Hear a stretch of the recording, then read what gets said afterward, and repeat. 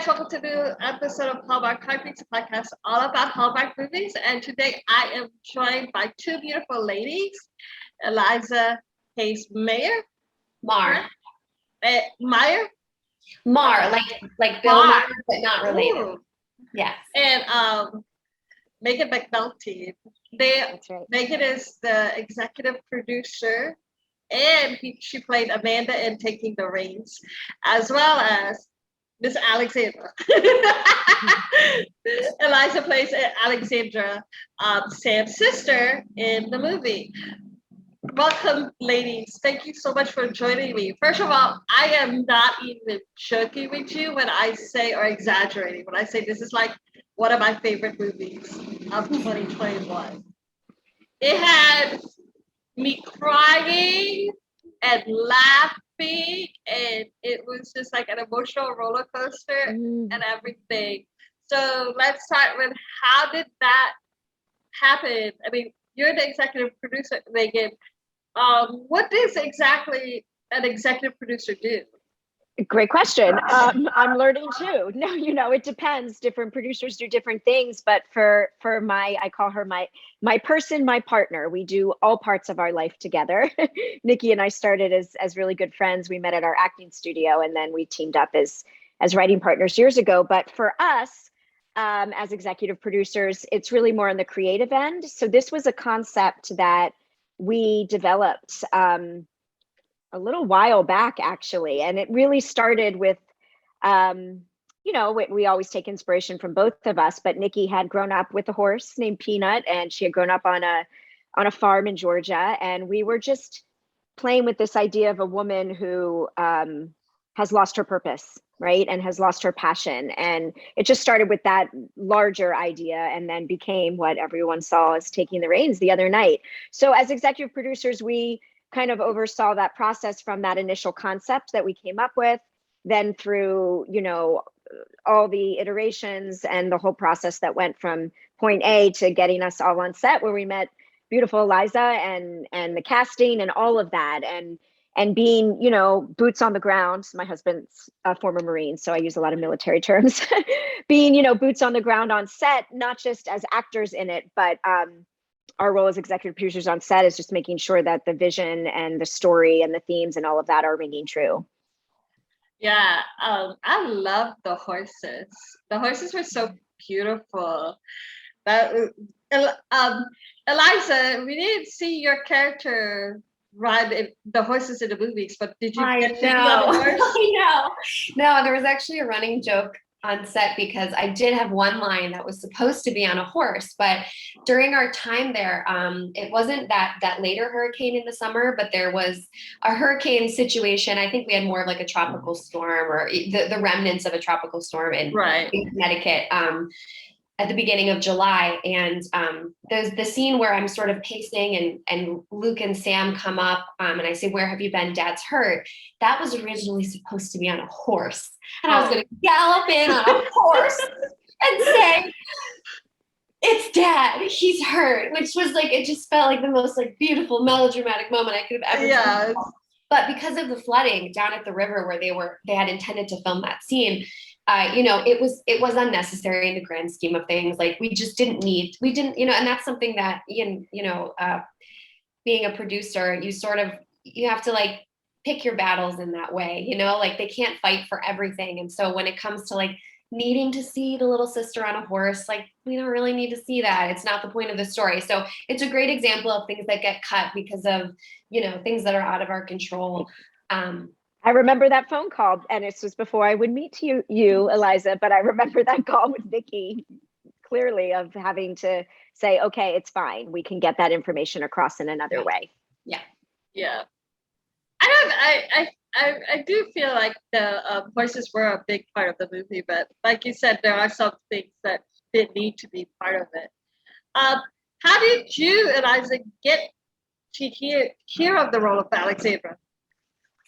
I mean, it's been it's been many, many years of not getting a lot of things that have led to getting a thing. And that's the story I think that you'll hear universally from a lot of actors, writers, creatives. Right. Every once in a while, you sort of like put a small crack through the proverbial ceiling, and this was that for me. And it was a very special experience, not only because I know Claire as a fellow creative and as a friend, but we got on set and I just met these two women, like Nikki and Megan, and it was just kind of like, oh, these people are doing exactly what I want to do, because I'm a writer as well and I have a small production company. And I just sort of got there and was like sort of swept up in the like in the magic that was these two people wearing all of the hats and doing all of the things.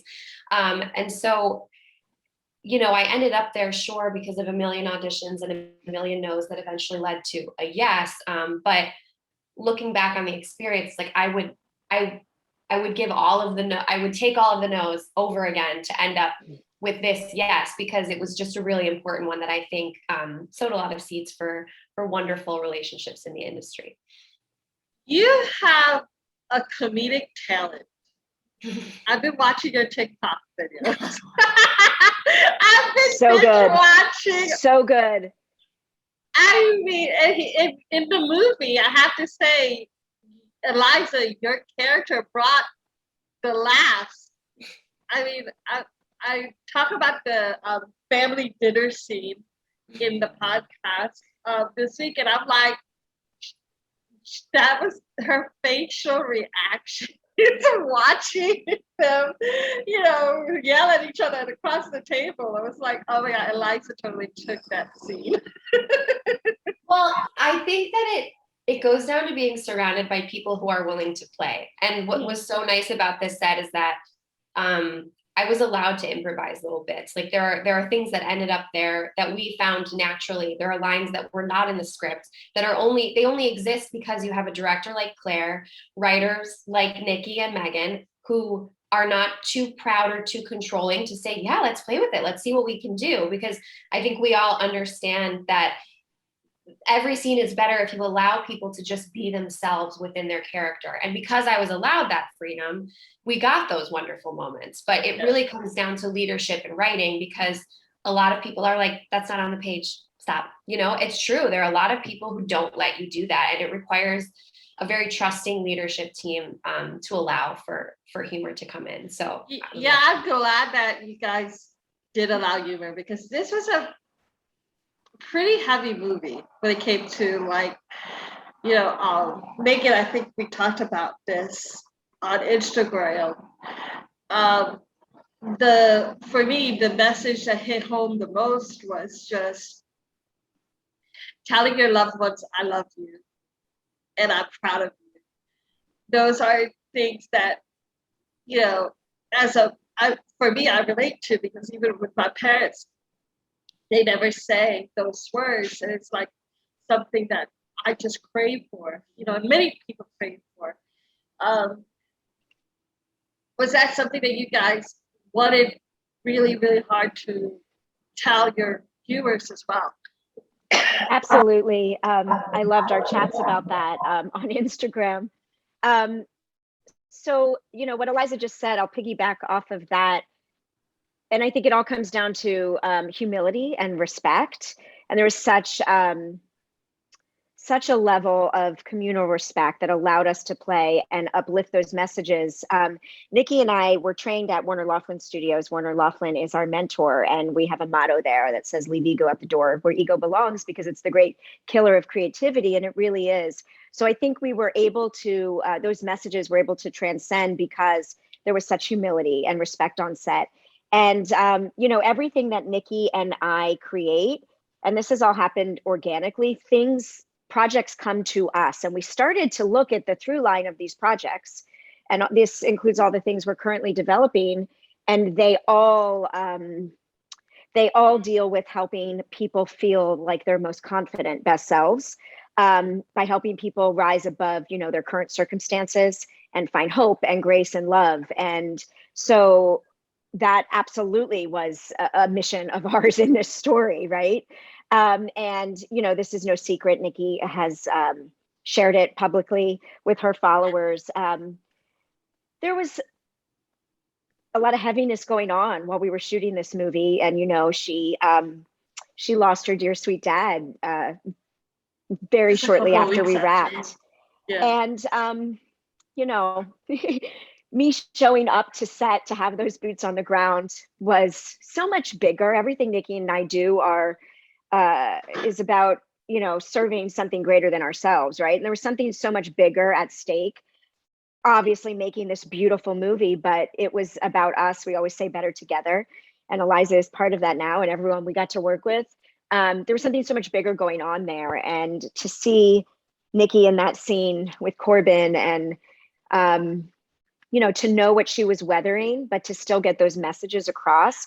Nick and I are both educators too. I'm about to start a semester at UCLA, and I've run a tutoring business for 20 years. That's my other hat. I have my master's in special ed. And that's my big mission, is making kids feel massively confident, because I have 2 kids myself, 5 and 10, and Nikki has 2 boys. And, you know, when you don't feel that early on and you don't hear that, you know, that has its effects later. So that was, sorry, my long-winded answer to say, yes, that was absolutely something we wanted to convey. But, you know, sometimes you don't know how it's going to come across. Like, you have an idea, but then it's so much bigger and better and brighter when you have these brilliant people on set doing it. And, you know, watching them even, you know, do that scene, or taking the calls with Nikki when she was working through that scene with Corbin, and it starts to take on a whole new life, and it's just amazing. But I'm not a crier. I don't cry in movies. But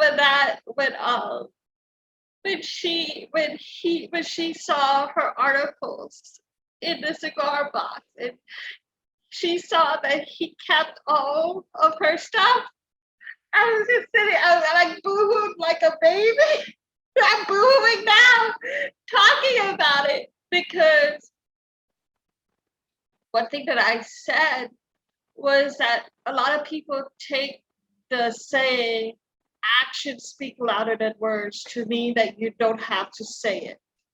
But in reality, it should be happening at the same time. And man, I got so emotional with that scene, because those are things that I'm gonna cry. Hold on. This is why we do what we do. Those are things that I wish I could hear. You know, I think a lot of people wish we could hear it from our parents, from our family members. You know, I was telling a story on my podcast. I was like, one time I went to visit my parents for the weekend or whatever, and before I even got inside the door, my mom was already listing all the things that I've done wrong. And so like I stopped her and I was like, hey Camille, how are you? How was your day? How was your ride over here? I'm glad that you're safe. And she's like, why are you talking to me like that? I'm like, because I'm trying to tell you what I want you to hear, what I want to hear. Take the time to say something good to me before you start listing all the bad things. You know, and that scene really, really affected me. It affected a lot of people, I think. Woo! Okay, stop crying, Camille. Okay. It's also the scene with Preston and Alex when he comes in and says, you know, how proud he is of you, Alex, and that was another special one. I really love that moment. I love the scene with the parents where the mom was like, have you told her? You know, I was like, yeah. What's nice about Corbin, and what I found about working with Corbin, is that if you just listen to him, everything works. Like, I don't mean listen to his direction. I mean, listen to his words. Like, he tunes in and he looks you in the eyeballs and he says the words. And if you just listen to them, everything pans out. And I think that's why the scene with Nikki and Corbin worked, because I didn't see a lot of acting going on. I just saw 2 people listening to each other. And when it happens that way, it's real. And I think that was one of the biggest compliments that I got about this film, was that everyone said it just felt so real. I felt like I was just watching, like, you guys talk to each other, and like, oh, Eliza, I saw your laugh. Like, I saw you. And I'm like, good. That's the highest compliment an actor could ever get. And that's what I felt about watching that scene with those 2. It wasn't this schmaltzy, overdone thing. It was just 2 very vulnerable human beings having a conversation. It's not real. Why you felt that way. Yeah. That's very real. as acting coaches, that Nick and I we also do. I coach Nikki on everything. She coaches me on everything. It always comes down to that. What you just said, Eliza, just listen and respond. Now we all know there's a lot of work that's involved for it to come down to that point. But at the end of the day, listen and respond, and that I think is another big message of the movie, whether it was an intentional message or not, which is the power of communication, right? That's why Sam and Luke, they stopped communicating, and they both, of course, had their own perspectives of who was communicating what. And once they got on the same page with that, we all know what happened. But that's another, universal message, is how we communicate. Yeah. And that was the other scene that kind of gets overlooked sometimes in this grand scheme of things, is when Luke told Sam, I felt like I was failing, and she said, "I never said that you failed," and he said, "But you never told me I wasn't either." Yeah, you never told me I succeeded either. Yeah, right. And I was just like, so it's not even just a parent-child communication thing; it's also a partner communication thing, And stuff. I love this movie. This movie is just awesome. No, I'm not joking. I could list like maybe 3 movies I cried at. Hallmark movies I've cried at, and this is definitely one of them. So, sorry. Okay. Don't be sorry. We're so happy and you laugh too. Yeah, that's why I said it's an emotional roller coaster. You guys had some really great, beats of comedy and drama, and I feel like that's what's so great about your character, Eliza, is that you brought in the laughter, and it was just funny with you and stuff, which kind of your side storyline with Matthew, I think it was. That was hilarious. that was a really fun twist too, to find out that he had a boyfriend. Did you see it coming? No, I did not see that coming. My podcast host did. She was like, yeah, I knew. And I was like, how did you know? Well, I obviously had no idea. I've always had bad gaydar, so I had no idea. I mean, yeah, I think it says a lot for for where Hallmark is right now and where they're willing to go, and bringing in fresh narratives that are just as much a part of real life as all of our traditional love stories and storylines. And of course, we take everything step by step and little by little. But I was really glad to be part of a storyline that allowed for new conversation. There was a small little chat on Twitter about Alex and you guys being a little spark of side love story. Yes, well, I had hoped so, but we love you fall in love with your friends too, so yeah. I think everything is a love story at the end of the day. My boyfriend often says that everything is Romeo and Juliet at the end of the day, and he's kind of right in that way. And friendship love is just as important as romantic love. Yep. So I already told you guys what's my favorite scene. What are your favorite scenes that you hold dear? Oh my goodness. I mean, for Nick and I to see this come to fruition on set, and we've never even acted opposite one another. So my brain just goes to, our Samantha scenes in Amanda's office were extremely special to us, because we literally just kept looking at each other saying, this is happening, and just reminding each other to be so present in it. But in terms of the film, thinking back, I mean, it was really fun. The competition, just and having everyone there, and all the backgrounders so lovely, and just like it was just so fun. And that was actually my one time I got to work as an actor with Eliza, so I was partial to that. I love seeing. Oh, sorry. Go ahead. Go ahead. I was gonna ask, was that an actual like was there actual real competitors or real jumpers or thingamajig for the movie when you guys were filming the competition or something? Oh, did you want to go, Eliza? Oh, okay. Yes, there were. I mean, there were. Eliza spent a lot more time on the horse farm with the horses than I did, but there absolutely were. The competitive jumpers is what you call them, I think. Clearly, the horse thing is not my realm. Yeah, I mean the stunt doubles who are incredible. I mean, yes, they were professionals, are professionals. I don't know the capacity to which they compete in that way, or whether or not they do that more for TV and just as a stunt double. But yes, they were certainly professionals. But I couldn't do it. No, like I said, I could walk up and say, "Dad's hurt." That's about it for me. My favorite scenes were I love seeing the things that I didn't know existed yet. So I loved Corbin and Nikki's scene. I just thought that was so wonderful. That was a favorite for sure. I loved Megan's moment, the empathy line. Just give me a second. I'm trying to find some empathy. I never knew that was there. I think they improvised it, or I don't know what happened, but regardless, I loved that moment. And then personally for filming, the family dinner scene was super tough. It was really late.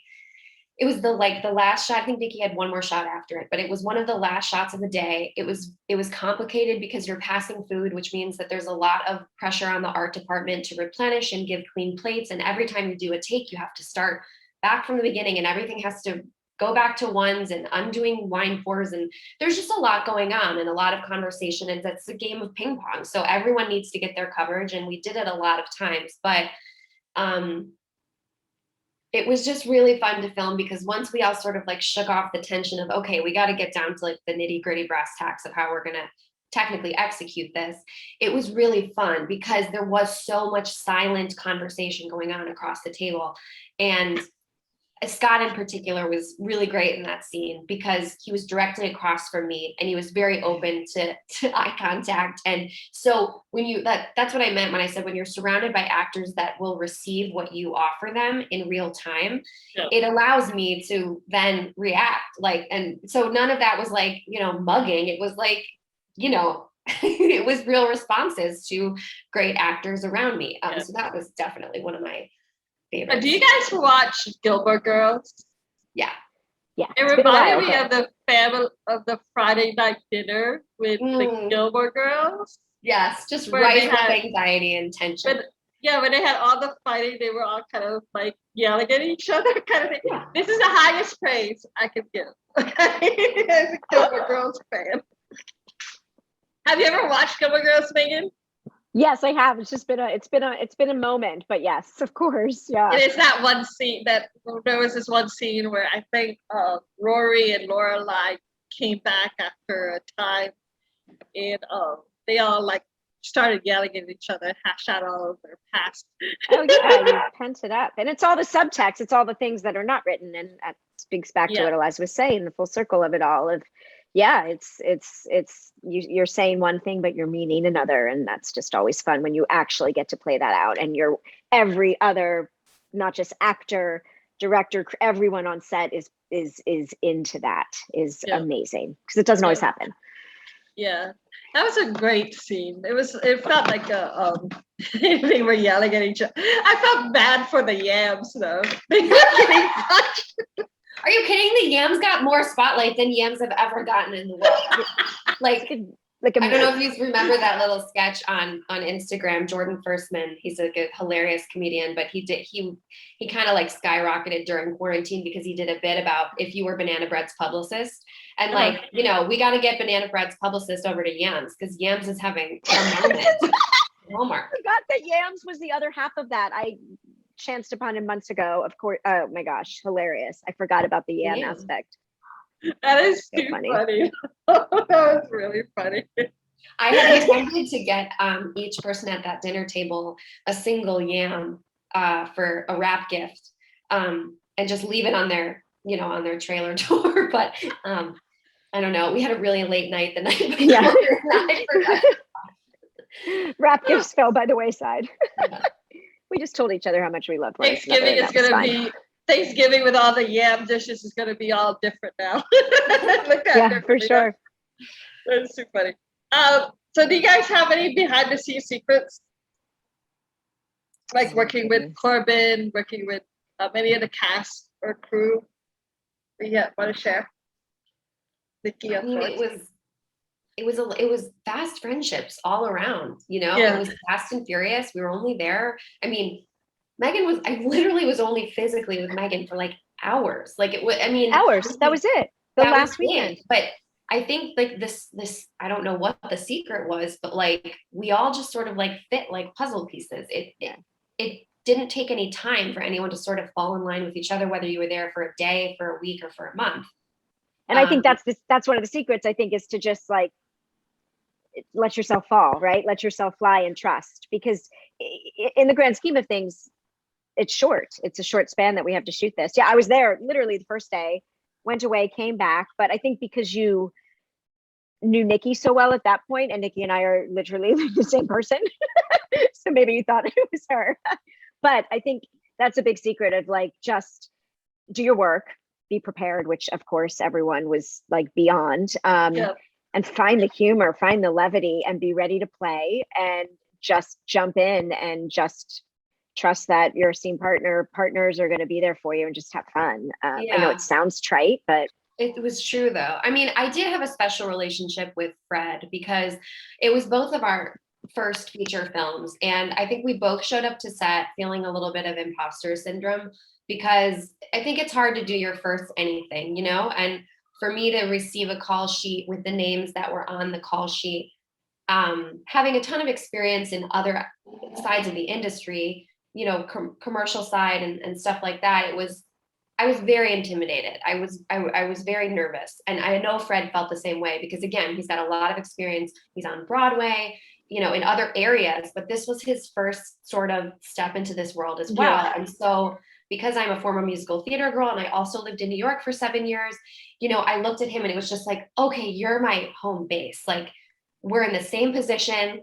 We're both scared, and we speak the same language. So that was such a blessing for me. It did feel like it was your first. Thanks. Like it felt like you like really you felt like you fit in with the rest of the cats who've been doing it long. Thanks. It felt that way, certainly, like, you know, just days in, and after meeting Nikki and feeling her warmth, it was like, okay, I know I'm in good hands. And you know, it makes sense that this group of people put together the cast that they did, right? Because Megan said it the other day, like seeks like, and you don't hire someone for their talent. You hire someone for their abilities on, you know, in front of the camera. Spirit, almost. Yeah, I mean, you have to spend time with these people. It's you hire people because they're good to be around, because you got to be around these people a lot. And so because that was a priority in their casting process, I felt like that bled into, you know, the everyday on-set culture. I always say to my actors, like, just be a good person, be easy to work with, be fun to work with, but be easy to work with. And that's at the top. Yeah, well put, Eliza, well put. Do you guys have any future works coming up? We do. Well, Nikki and I have a Hallmark Christmas movie, and I'll just leave it at that. So stay tuned. We are not in it, but we conceived it and wrote it, and we're very excited. And back to what Eliza was saying about, you know, what's the stories Hallmark is telling now, it's really exciting. So I'll just leave it there. I'll tease you all with that. So that's exciting. I hate teasers. Can you at least like hint as to who is starring? If you have that. We were actually working on developing and writing the movie I just mentioned while, you know, in the midst of making Taking the Reins. So that was so, but that's like why a little bit busy, a little bit. This is why we have to have two people. We literally can't do life without the other brain. Like the other night we were up writing so late, and we turned something in, and Nikki said, well, we had one eye clothes, but my one eye and Megan's one eye makes a whole person. So I think we're good. What about you, Eliza? I'm not sure yet. I mean, what's really great about this movie is that it's opened up some necessary doors as far as representation goes. I was without a theatrical agent and a manager. And so I think right now I'm taking the steps to, put those things in place so that I can, start to audition the way that I need to be auditioning. I really have high hopes for you because you did such a Yes. good job with this movie. Thank you. People need to see her in so many roles, and they will. I mean, Megan, if you need another, if you're doing another movie, hire her. We're already working on it. We're already talking about it. Yes. We were literally texting all morning, myself, Eliza, and Nikki. But I honestly can't wait to see more of you guys because, like, seriously, this movie was so great and so wonderful. It is for a first time movie. Eliza, you did such a great job, and Megan. The script, the storyline, the messages, everything. It's like literally. I know I'm not the only one that was affected by the movie. I know others have been affected by it too, and I want to thank you and Nikki, if you could send her the message for this movie. It's just like beautiful, and thank you both for again joining me today. Thank you for all the support, and it's been so fun talking to you, and we have so much in common. And it means nothing unless people are transformed and changed by it in some way, right? So yeah. Thank you. Thank you. Bye, guys. Bye.